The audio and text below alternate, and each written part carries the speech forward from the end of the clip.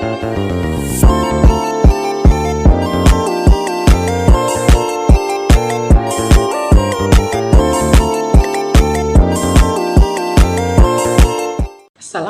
warahmatullahi wabarakatuh. Baik, perkenalkan, nama saya Salisa Rizky Chandra, mahasiswa Universitas PGRI Yogyakarta dengan NPM 22144600012. Nah, pada kesempatan kali ini saya akan menjelaskan mengenai hal-hal unik dalam dunia pendidikan yang ada di berbagai negara, baik negara maju maupun negara berkembang. Stay tune terus ya untuk mengetahui apa saja hal-hal unik yang ada di negara tersebut. Nah, yang pertama ada dari negara maju. Tentu saja, jika kalian mendengar tentang negara maju, kalian akan berpikir bahwa dunia pendidikan di negara tersebut juga akan maju. Nah, di sini saya akan menjelaskan 3 negara, yaitu ada Singapura, kemudian ada Jepang, dan juga ada Finlandia. Bagaimana sih hal-hal unik yang ada dalam pendidikan di negara-negara tersebut? Penasaran? Ayo kita kulik sama-sama. Baik, yang pertama ada negara Singapura. Nah, negara Singapura ini dinilai memiliki sistem pendidikan yang terbaik se-Asia Tenggara. Mereka itu memberlakukan wajib belajar itu selama 10 tahun untuk pendidikan dasar. Nah, apabila mereka ingin melanjutkan ke jenjang pendidikan yang lebih tinggi atau universitas, maka wajib belajar mereka itu sebanyak 13 tahun. Seperti itu. Kemudian apa hal unik yang ada di Singapura? Yang pertama, mereka itu menerapkan GEC O-Level. Nah, apa GEC O-Level itu? GEC O-Level itu merupakan sebuah ujian di mana mereka nantinya bisa melanjutkan ke pendidikan tinggi atau universitas. Selain GEC O-Level tersebut, Singapura juga memiliki kebijakan di mana siswa itu harus bisa berbahasa asing. Nah, bahasa asing yang diterapkan di Singapura itu ada bahasa Inggris dan juga bahasa Thailand. Nah, apakah sistem pendidikan di Singapura bisa diterapkan di Indonesia? Ada kemungkinan sistem ini bisa diterapkan di Indonesia. Alasannya karena satu, Singapura memiliki wajib belajar yang lebih singkat dibanding Indonesia. Yang kedua, apabila terdapat kebijakan di mana siswa itu wajib atau bisa berbahasa asing, maka harapannya siswa-siswa di Indonesia bisa menjadi lebih maju lagi dalam berbahasa. Selain untuk meningkatkan kemampuan siswa dalam berbahasa, nah itu akan berdampak di mana kualitas berbahasa siswa akan lebih meningkat. Sehingga mereka nantinya tidak hanya mengetahui bagaimana bahasa daerah dan bahasa Indonesia, namun mereka juga mengerti bahasa asing di dunia. Negara maju yang kedua ada negara Jepang. Pasti tentunya kalian tidak asing dengan negara Jepang, di mana sistem pendidikannya dinilai memang benar-benar bagus. Nah, sistem pendidikan di Jepang itu hampir sama dengan yang ada di Indonesia. Mereka mengenyam pendidikan 6 tahun di pendidikan dasar atau sekolah dasar, kemudian 3 tahun sekolah menengah pertama, dan 3 tahun sekolah menengah atas, kemudian 3-4 tahun perguruan tinggi atau universitas. Kalau begitu, apa sih hal unik yang ada di negara Jepang tersebut? Nah, hal unik yang ada di negara tersebut adalah mereka mendapatkan pendidikan karakter selama 3 tahun di sekolah dasar. Nah, setelah mereka menerima pendidikan karakter selama 3 tahun, mereka akan melalui sebuah ujian di kelas 4. Nah, selain hal unik mengenai ujian di kelas 4, hal unik lainnya adalah para siswa di Jepang itu diwajibkan untuk membawa bekal ke sekolah. Nah, di saat mereka akan makan siang, mereka akan makan siang bersama guru di dalam kelas. Nah, hal ini dilakukan untuk mempererat hubungan antara siswa dan juga guru. Lalu apakah sistem pendidikan di Jepang itu bisa diaplikasikan di Indonesia? Jawabannya bisa, karena secara tidak langsung saat ini Indonesia meniru atau memodifikasi banyak sekali sistem atau hal-hal unik yang ada di Jepang. Negara maju yang terakhir yaitu ada Finlandia. Ini merupakan salah satu negara yang juga dicap sebagai negara yang memiliki tingkat pendidikan terbaik bahkan di dunia.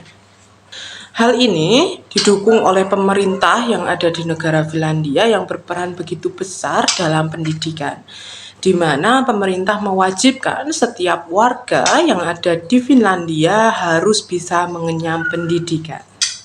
Bahkan itu tanpa menyandang ekonomi setiap warga.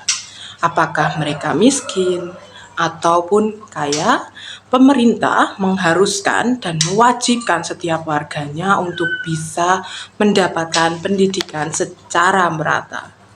Negara Finlandia itu memiliki wajib belajar selama 9 tahun, tentunya lebih singkat dari Indonesia dan kalau dipikir-pikir lebih singkat juga dari Singapura.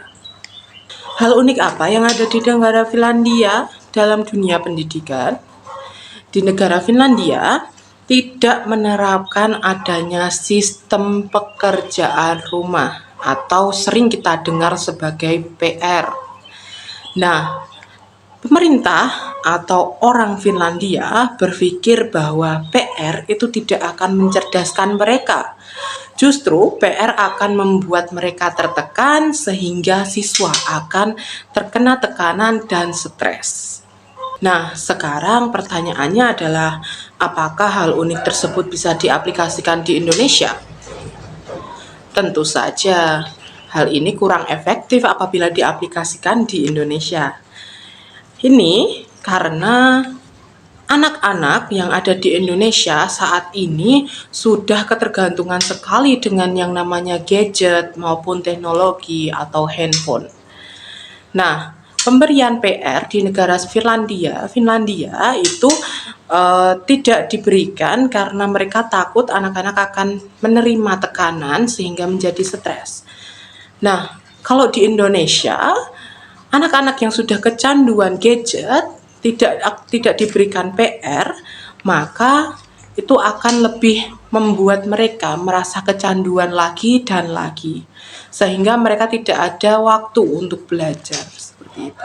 Sehingga sistem pendidikan di Finlandia tidak bisa diaplikasikan di Indonesia karena banyaknya siswa yang saat ini sudah kecanduan gadget dan teknologi, sehingga ada kemungkinan siswa tidak akan memiliki waktu belajar lagi. Nah, itu tadi adalah 3 negara maju yang memiliki hal-hal unik di dalam dunia pendidikannya. Nah, selanjutnya kita akan membahas bagaimana hal-hal unik yang ada dalam dunia pendidikan di negara berkembang.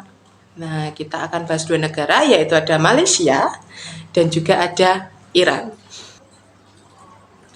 Nah, di Malaysia, mereka akan mengenyam pendidikan menengah pertama selama 6 tahun, kemudian menengah umum selama 3 tahun, dan juga menengah atas selama 3 tahun.